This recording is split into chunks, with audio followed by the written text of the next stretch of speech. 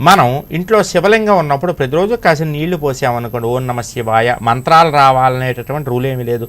ఓం నమ శివాయ, ఓం నమ శివాయ, ఓం నమ శివాయ అనేటటువంటి నామంతో చక్కగా మీరు కాసిన నీళ్లు పోసి ప్రతిరోజు పంచామృతాలు అంటే పంచామృతాలతో అభిషేకం చేసి, లేదా మామూలు నీళ్లతో వీపూది నీళ్లతో అభిషేకం చేసి శుభ్రంగా కడిగి గంధం బొట్టు కుంకుమ బొట్టు పెట్టి బెల్లం మొక్కో ఏదో ఒకటి నైవేద్యం పెట్టి దీపం పెట్టి ధూపం చూపించి రోజు పూజ చేసుకోండి.